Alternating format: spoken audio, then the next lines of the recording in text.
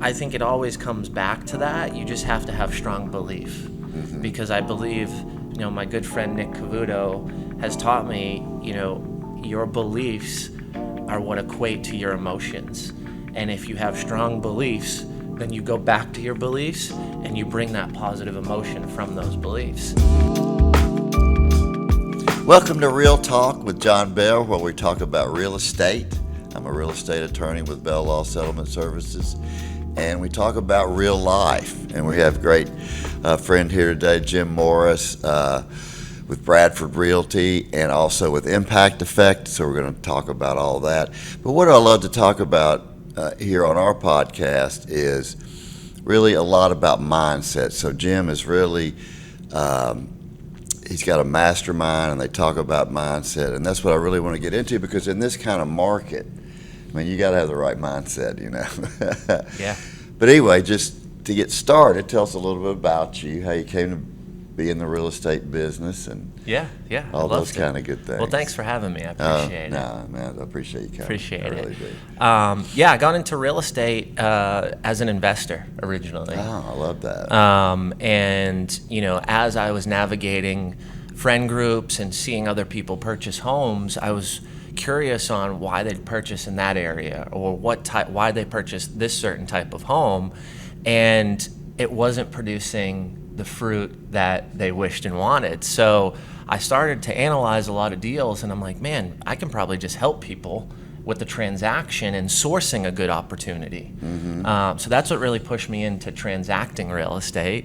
And then, I've always had a big heart for small business. And, before real estate, I was consulting in 2020, and I decided to build a community called Impact Effect, which helps all types of business owners and entrepreneurs. So really been navigating those two roads, and, excited to see what the future brings.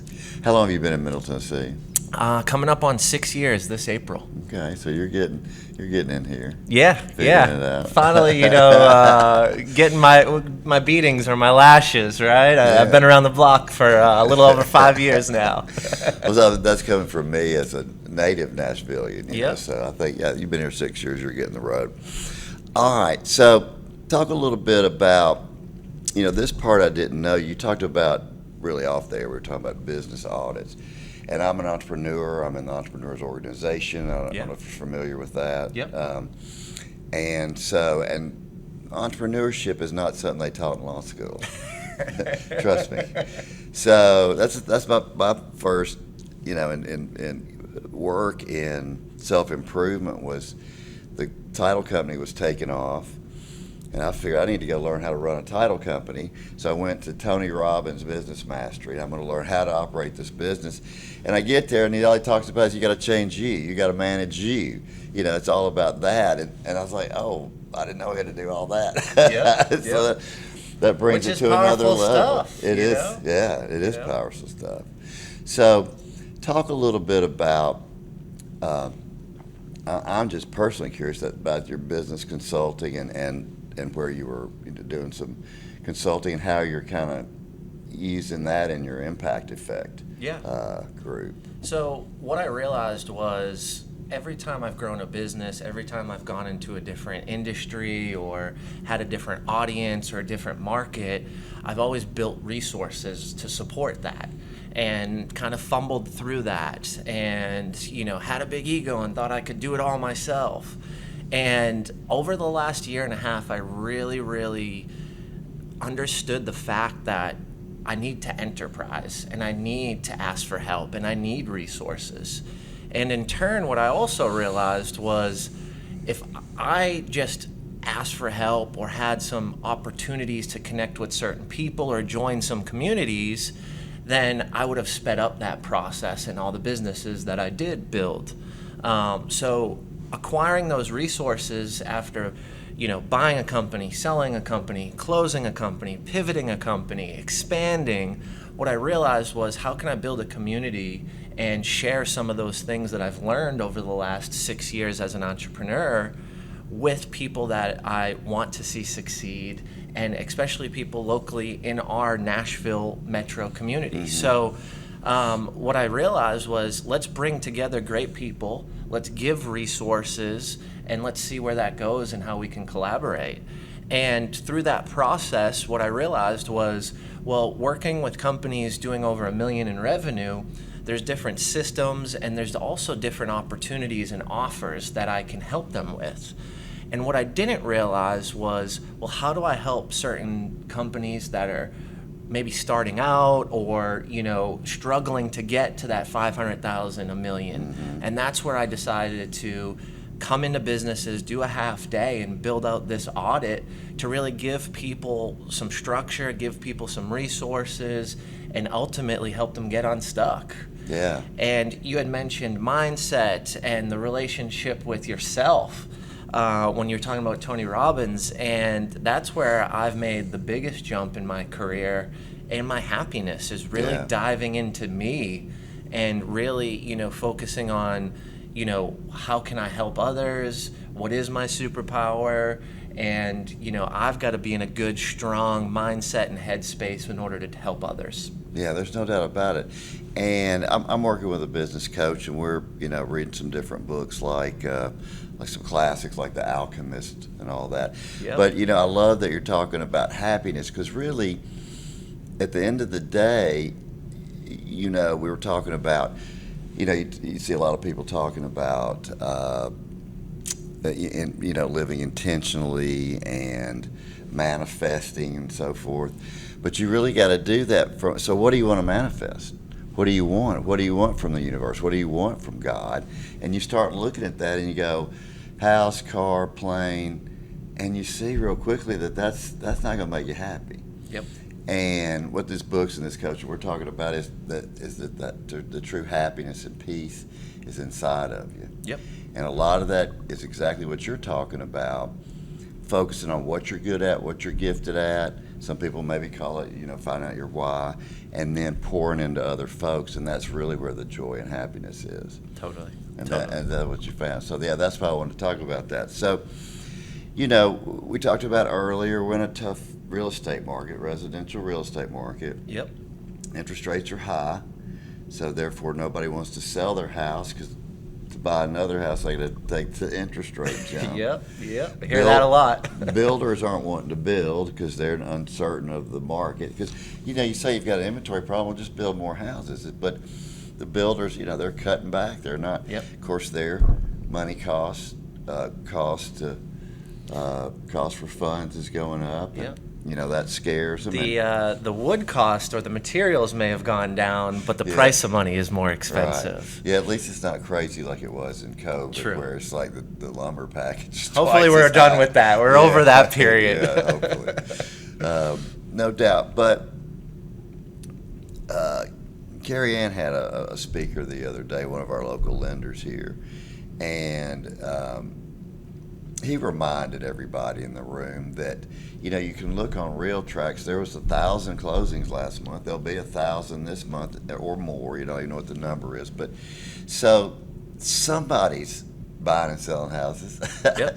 So what is the mindset for our audience and other realtors out there, heck, loan officers, heck, title companies that are going, I don't know if I'm going to get through this. Another statistic he gave us in that talk with that seminar I went to was that 200,000 real estate agents have gotten out of the business. And I think loan officers is very close to that. So I want to have something, and the reason I bring you on is something to talk to tell agents and loan officers that are feeling that pinch, and just it doesn't seem like you can get a deal. I know there's 1,000 closings, but I didn't see any of them. What kind of mindset and what kind of mindset does Impact affect? Yeah. Talk about it. Faced with this kind of market. Yeah. No, and it's a great question, and I believe that there are transactions happening every single day. How do you put yourself in a position to be one of those transactions? And I think it comes back to self-worth. I think it comes back to where your mindset is and what your strategy is. If you're doing something consecutively over the last couple of years and it has caused you to make hundreds of thousands of dollars, which a lot of realtors have had, right? Because it was a hot market. Especially a couple of years ago. Yeah, a lot of things happening. Well, you may need to shift one, your perspective, and two, your strategy. And, how do we go back into that phase of rather than transacting to build lifelong relationships, right? How can you go into a meeting or a networking event or a coffee date or even just a Zoom call to get to know someone and not feel like you need to position yourself as a realtor who wants to sell them a home? And I think because the pressure is that there's less closings, because the pressure is that there's not as many buyers, people go into those meetings and they try to sell, right? Go into that meeting and look for a signal. Right. Go into that meeting and build a relationship. Ask curious questions. And I think, because the last couple of years caused us to go, wow, there's so many buyers, there's so many opportunities. A lot of folks, including myself, have gone into situations where we were transactional. We were running through so many opportunities, vetting them and saying, okay, which one's the hot one? Let's spend time with that. Let's close that. Let's get this done. Let's move to the next one. I mean, there was a period in my real estate career where I was cutting commissions here and there to make deals happen because I had so many leads. I physically couldn't do it. And, selling tons of homes for me was great. But it also, what I realized was that's not where I want to be. I don't want to sell 60 homes a year. I was miserable. I was drinking too much. Yeah. I wasn't happy, right? We started the conversation about happiness. So what I would advise realtors is to go back to the strategy of building relationships and true relationships. And how you do that is having general curiosity and listening and being unique. When someone asks you what you do, how do you position yourself? How do you talk about the feelings or the emotions that you make your clients feel and not say, hey, I'm a realtor. Are you looking to buy or sell in the next year? Right. Because that's what most people did, and it worked. Yeah. It used to frickin' work. And it doesn't work now, right? So you have to go into that new strategy, and you have to go into some of these conversations truly seeking to benefit and help someone, not just sell them a house. And you need to leverage and enterprise those resources. And those resources don't necessarily mean, hey, you have a handyman to help them with the house after you close on it, right?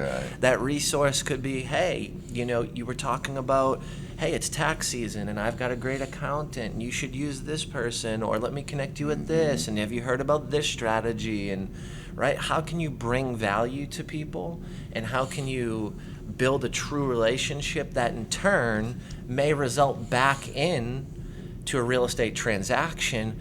But I think we go into those meetings, we go into those interactions seeking, what do we want? What can we get? Because when we did that the last couple of years, we got a lot of things. We made hundreds and hundreds of thousands of dollars selling real estate. And it's just not that market. It doesn't work like that anymore. And we've got to expand. A lot of people talk about pivot. A lot of people talk about transformation. And I learned recently when Dave Meltzer was in town, he's like, why would you use that word? It's an expansion. You're acquiring knowledge, you're strategizing on the current market, you're strategizing on your product, your service, your business, whatever it is, and you're bringing new knowledge and taking different action. You're expanding. You're expanding your opportunities. You're expanding your business. So that really stuck with me recently. Yeah, I and like that. I think that really helps my mindset when I do get stuck. When something doesn't work, I just relate back to how can I build a relationship? How can I provide value? And how can I be around people that I truly admire? No, I love that, of being around the people, the circle of friends that you have.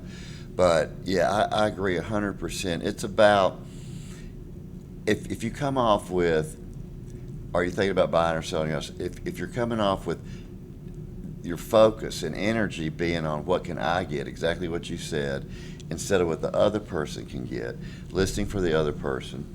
And also, I think the mindset is, I'm not here to buy a house, to get a listing, to sell a house, to get a commission. I'm here to help these people find a home. And that's what I want to do. What can I do?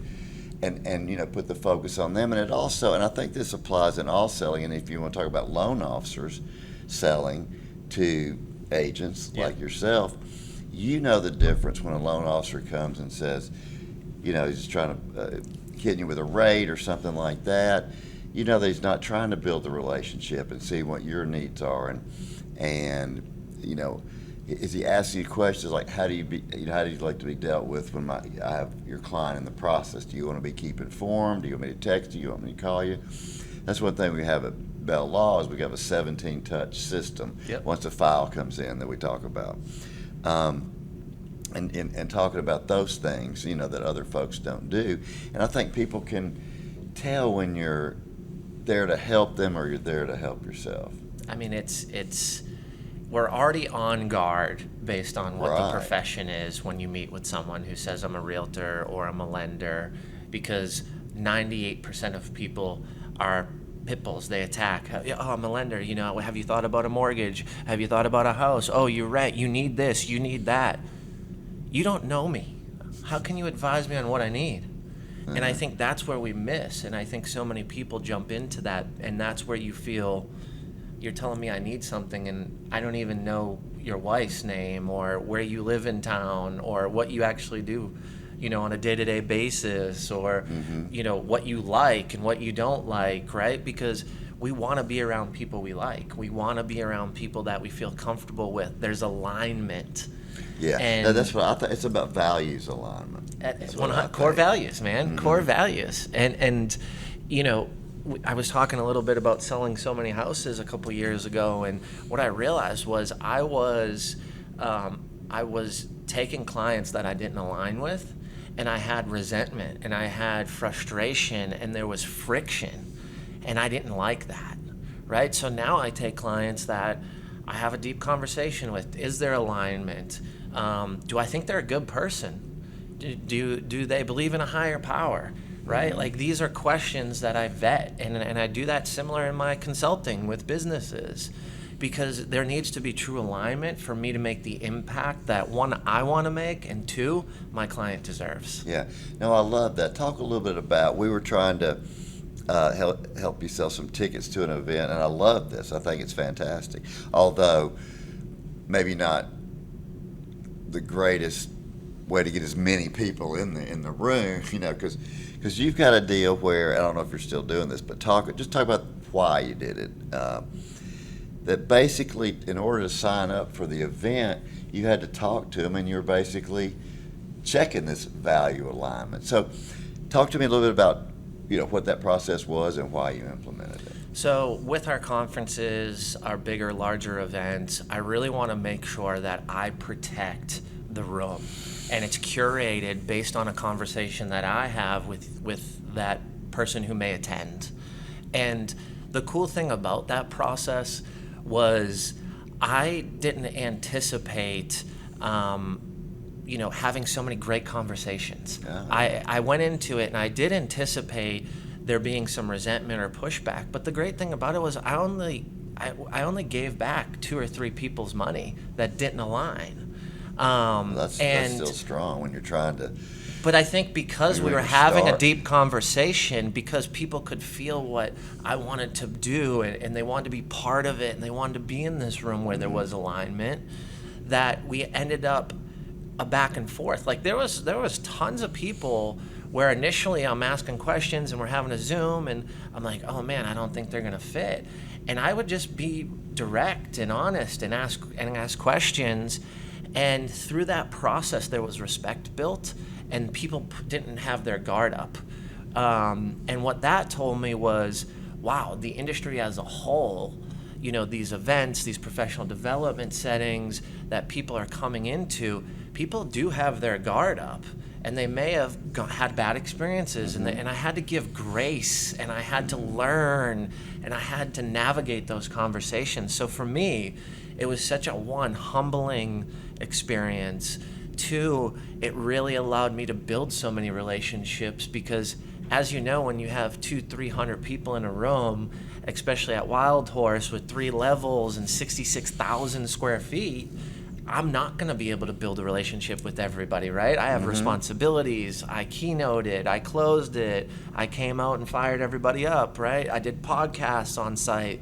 So it was really cool to build those relationships and get to know and navigate, some new faces and names, and really learn more about them and how I can potentially help them and what this community can do for them. So it definitely put a guard up, because there was some people who bought tickets and canceled a couple meetings, and I refunded them their ticket, because I was like, if you can't show up for a 15-minute phone call, then you're taking a space away from someone who is going to show up to the event, to someone who's eager, who wants to be there. Well, as someone who's put on events before, and you've got all the expense of the room and the speakers and all the other things that go with it, which you know there's not many guys sending ticket money back, because you're just going to write that check if you don't get the ticket. So I think that was bold, but what an unintended consequence to have those meaningful conversations with each attendee. That's almost a benefit you probably didn't foresee. It's like, I would think, man, this is going to be a lot. Listen to these, talk to these people, making sure they're aligned. But so, can I be real and raw with you? Yeah, please. So this idea came to me when I started to decide to throw the conference, and I scrapped it because I was stressed. I was feeling pressure. I figured it was going to be too much time. And as I got closer, something in my heart said, hey, are you really copping out on your attendees? Are you really copping out on why you're bringing people together to build relationships, to prosper, to share resources, to maybe collaborate, to maybe become business partners? And I had that moment in the mirror, and I'm like, I have to do this. Like, I'm copping out on something I believe in, and this conference is supposed to push you to stand in what you believe in. Yeah. So for me, it was such a personal journey that I didn't think was going to come up, or didn't think was going to happen. And we talked about the relationship with ourselves and what you're saying about Tony. That's exactly what and I had to look in that mirror and be like, dude, am I a cop out, or am I going to stand in my own word? We talked about happiness, which I would really say joy and peace, or what's pointing to me in my current work I'm doing is to what I should seek, as opposed to jet planes. Nothing wrong with jet planes. It's so hard to fly these days. You need your own plane, but we'll get to that later. But just you were true to yourself. But where I was going with that is, I think the peace and joy is in that place in your heart that you got that message from, to not cop out and do that. And that's in alignment, that's congruence, and that's what we believe is what's going to bring that peace and joy. Totally. And I think that's the most important relationship. I said it on Brad Lee's podcast. I said it in my mastermind group literally yesterday. We talked about the relationship with yourself and how you can build other relationships. It's always something that pops up for me. And I'm not perfect. I don't think perfection's real. I think progress is what I seek. And I go in waves. Like, I'm not perfect. A couple weeks ago, I had a hard couple days. Financial stress, growth pressure, scalability pressure, scheduling pressure, right? I'm speaking at this conference, but I said I'd do something else, and it's on opposite states, and how am I going to get back and forth, right? And then family, and all those things. So I think it always comes back to that. You just have to have strong belief, because I believe, my good friend Nick Cavuto has taught me, your beliefs are what equate to your emotions. And if you have strong beliefs, then you go back to your beliefs and you bring that positive emotion from those beliefs. And, I still struggle with that. Yeah. Because life is peaks and valleys, ups and downs, man. Shit happens, right? Well, my coach says, there's going to be one sin. There's going to be one demon you're going to die with one. You're not going to, you're not going to them all out. We're just trying to pick them off as we go or whatever. Yep. But that's fantastic. I love that. Talk a little bit about for our listeners about impact effect, and just a brief rundown on what programs are available. And let me ask you this first. You said, maybe, when you're meditating, doing your stuff, your business planning, 60 transactions by yourself a year is not what you want to do. Are you wanting to get into the impact effect? Is that going to be a vehicle that you can generate revenue from? Yeah. Or tell us how all that works. So Impact Effect is a community that has a ton of free resources. It's free to join. Let me ask you one quick question. Is it real estate agents only? Nope, it's all business professionals. Even outside of... Yep. So there's resources in there on mindset, meditation. There's resources in there on how to manage your time. There's resources on sales, strategy, systems, mindset techniques. We just put in something around helping speakers. So I speak on stages. I share my checklist.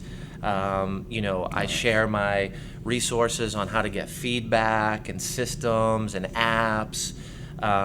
So there's tons of stuff around marketing, sales, business ownership, mindset. And it's on a platform. Is it a website or? Yep. So it's through a Circle app. So I can give you the link, and you can throw it in the show notes. I'd love to have anybody join us and just go ahead and say what the link is real quick. Yeah. So it's a whole thing / because it brings you to a sign up sheet. Right.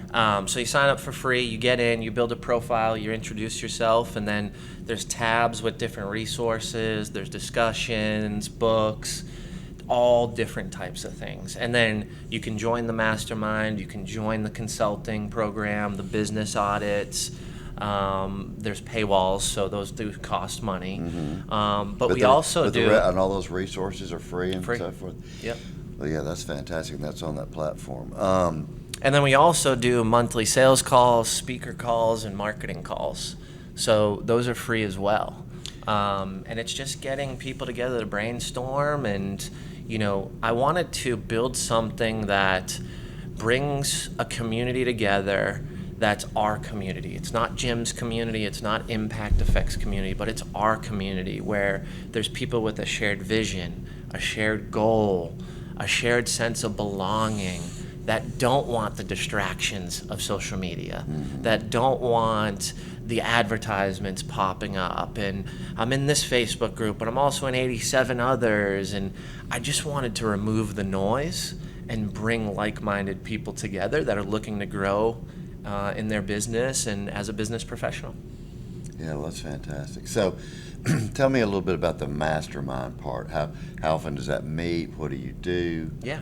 So every Tuesday at 1 o'clock, we bring together a group of people. I limit it to 20.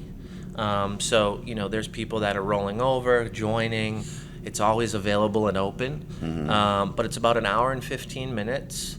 I talk about different things related to sales, marketing, strategy, scaling, growth. And then I also bring in experts. So last cohort, we had 8 meetings, and we had 7 different people come in and talk to the group. Whereas this cohort, we're doing a lot more of true masterminding and getting people more together to build relationships, referrals, and enhance revenues. Mm-hmm. So there's a mix of it all, and then we do a live event where we actually get together in person and really help each other grow and navigate any opportunities. So it's like 7 or 8 Zoom type masterminds with you or other speakers, and then they meet once a year together. And is that at the conference, or is that a separate? Separate. Okay. So I want to bring together everybody in the group and strategically go through, a few hours. And then a lot of them just go to the conference anyway, right? Yeah. Because they support, they see the opportunity, they are seeking the relationships. The content is great, so they're excited about it. And the cool thing too is, in the beginning when you join our mastermind, I do a 45-minute deep dive with you, so I can understand how to position you, how to help you, who to introduce you to, what stage you're at in your business, what you're struggling with, what you're succeeding with, what your strengths, what your weaknesses are. And then I do another 45-minute session with you at the end. So that way Are they 1-year cohorts? So it's 8 weeks, okay, and then we do an event, and I do 2 a year. Okay. Yeah. because what I realized was most people fall off after, say, 10, 12 weeks because of just they're implementing. There's that's a good action thing. to be taken, right? So I want to leave you in 8 weeks to go, holy cow, I got a lot to do, and I actually want you to go do it. I don't want you just to sign up to But see, another mastermind, but man. See, that's the thing. I mean, you got a Tony Robbins, Gary Vaynerchuk, what you got, and if you don't implement anything, and I'm the worst about that. And I struggle with it too, Yeah, right? it's like I went to the conference. What else you want me to do? Like, now implement the stuff. I mean, that's the key. That is the key. For me, to implement. we had a few people that said, I've learned so much that I'm going to skip the next cohort so I can implement it, and I'll be back again. And by the way, let me know when you're full, because I'm telling every single person I know that this was the most value I've ever gotten in any type of group That's a good response. for the price. And I was like, that's exactly what I want. Where most people won't give you everything to drip you to keep re-upping and keep Right. paying and paying. And I'm like, no, I win and you win if I've given you so much information and so much opportunity that you need to now go take action and implement. That's what I actually seek. I don't want you to just pay me more money, keep learning, and not utilizing any of it. Right. Right? And I think that's where the true impact comes from. My desire to actually impact others, not just take your money, not just build my personal brand, not just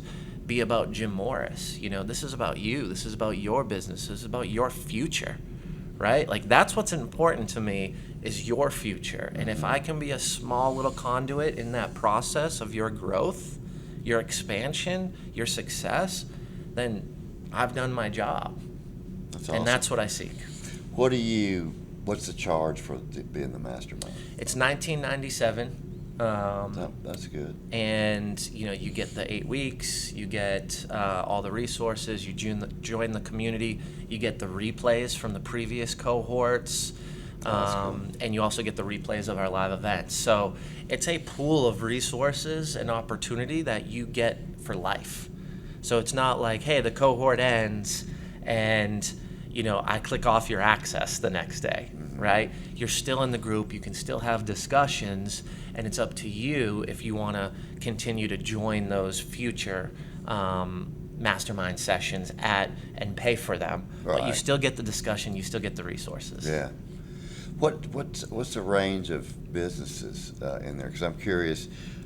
Most folks in our space are doing kind of real estate stuff. So, what other businesses do you have, just as a ballpark? Yeah, I mean, besides real estate, we've got an IT company, we've got a CBD company, we've got a chiropractor, we've got financial planners, a realtor, we've got speakers, we've got consultants, other coaches.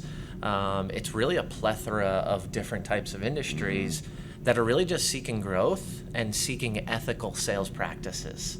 That's a big piece of the conversation. Is you're not going to come into the group and just try to hard sell, because that's not what I believe in. Right. Build the relationship, understand if there's an opportunity to serve that person, and create a win-win situation. Where you win and that person wins, not just you winning. Yeah, exactly. And that's the approach we take, and it's been amazing. It's been a lot of local people here in Tennessee, which is awesome, but we also have some people out of New York and LA that are in the group as well. Well, that's fantastic, man.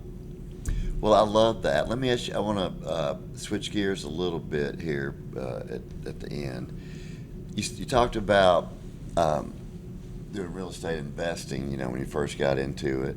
And that's sort of what I'm doing right now, and sort of what this show is supposed to be about. I've got an Airbnb, but I've got a 4 build. We're trying to get through stormwater, if you've ever done anything in Dixon County before. Oh my gosh. I had a project delayed 1.5 years over stormwater, Yeah. so I feel that pain. We're hoping for 2 months. We're hoping that our pervious pavers are going to do the trick so we don't have to build a detention pond. Yep. In Davidson County, there's we have a lot of storm water, and we didn't really prepare for it, so it kind of goes into the sewer system and messes up a bunch of stuff. So they're really looking at the stormwater regulations, very closely, and sometimes it can be delayed. So basically, you turn in something to stormwater, which they have 30 days to respond, and they can respond with a question. Then you get an answer, and then they got 30 days to respond. Had you going out all the way a year and a half. It's painful.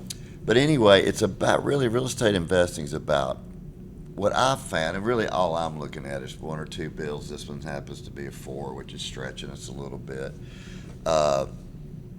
And then, but there's other real estate investing. So sort of talk about real estate investing in this market and what kind of what you think is hot and what you're talking about. Well, inventory's low, and investors selling distressed properties know that. So what I'm seeing on the market is just high prices for flip opportunities and renovations. I've got a couple clients and a couple listings right now where he's like, I'll let it sit. I want this number, right? And he's just, and that's it. He needs X. Part of the thing we went through with the 2 years ago, when people were doing 50,000 over asking price, no inspection, no appraisal, which is crazy, by the way, but people did it. Part of that is that some folks sell an investment property, and we'll just talk about fix and flips, where you buy a house and fix it up and sell it, or keep it. You can keep it to rent it out, or tearing down a house and building maybe two in its place. We'll just talk about that level for a second. The sellers, and this is part of the inventory problem, that somebody does put their house on the market, then they think it's worth so much. They think it's worth what it was 2 years ago, and it's worth more than it was, pre-pandemic. But it's not worth what it went up to during the pandemic. And I think with investors, that's the same thing. For me, my goal in this market right now is basically, like, let's say a 2 build. It's 100,000 a pad. And they've gotten up to 125 and 150 and even higher.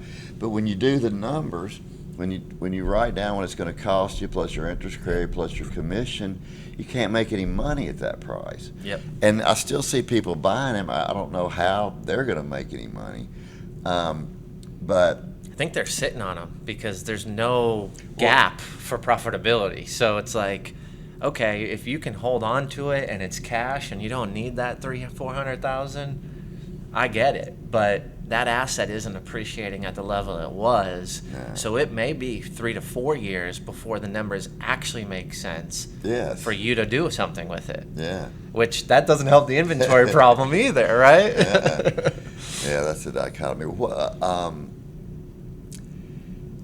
The thing about investing, though, I really like it. I may not in 7 years or whatever. I'm just starting to get into it, but it really gets my juices flowing. What I'm trying to do is build up a rental portfolio, for retirement. I just, kind of started late. But you started. Yeah. Oh, yeah. We're started, and we're excited about it. But I think that's just something that gets my juices flowing. The other thing about investing, I've also invested in an RV park in a syndication. Nice. And what I'd really like to do, because so many deals, come across my desk just from having the title company. Yeah. But what does everybody need? They need that downstroke. They need the down payment. They need the cash. Let's say you can borrow 70%. In the RV world, that's what we could borrow was 70, so we had to raise the 30. Have you ever done any fundraising? And that's something that I'd like to have a little fund on the Bell Law website where guys like you can just, put their deals up there, and if anybody wants to throw some money at them, they can. Yeah. I'm in one syndication myself right now. It's in Arkansas. There was a pretty big lift the first year and a half. What was the asset class? It's 144 units. It's C and we're taking it to B. So it's a C+. We're taking it up to B. You got to force the equity. That's the key. So that's been really cool, just to see that project morph, to kind of see and navigate, the management side. And, one of the good things was it was a fixed rate, and, things like that. But as you know, insurance went up a lot recently, right? So where we made money on the side of increasing the rent, some people we didn't have to renovate. They signed a rent increase and they stayed, and we didn't renovate it. That's good. So we made a lot of money on top of what we thought revenue would be for those new units, but the insurance skyrocketed. Oh, man. So luckily, because the pro forma was built so tight and done very well, we're completely fine and okay. So I think in any deal, especially a syndication, you really got to get in and understand those numbers, because I mean, I know a bunch of those types of deals right now that are flopping, and people aren't even going to get their money back of what they invested, let alone a profit or a dividend. So you just got to be really careful. And I think too, where a lot of realtors were making a lot of money the last couple of years, and they're dumping 100K into this, 75 into this, 50 into that, they weren't really paying attention. And they weren't really understanding, okay, who's behind this and who is managing the asset, and not just the property management, but the asset management and the numbers, and looking at the turn and rents and all that. So I think for me, I enjoy that type of investing because I don't have to have my hands in it. I just have to trust the person that's managing it. Well, when they get quiet, I worry. So, but that's why I do deals with people that I already have relationships with and friendship. Like the person I did this one with, we're friends. We talk about business. We talk about real estate, and there is no quiet period where I need to get worried. Yeah. But I like to diversify, man, and I'm still learning too. I'm new into it, like I got a deal right now that's probably going to go to lawyers, and I'm not going to see 100K, and we'll figure that out in the next couple of years, right? But I'm learning, and I'm trying new things and navigating. But that gets back to mindset, what we talked about earlier, and that is, there's no failure. There's only learning experiences, and that seems crazy to say, but that's true. And that's a mindset, looking at a problem like that. I've got lawyers calling me, there's, dang good lawyers. They're always got something up their sleeve. And it's not pleasant, but you can't fixate on it and worry about it, because with an abundance mentality and staying close, staying in touch with your source, it's all going to work out.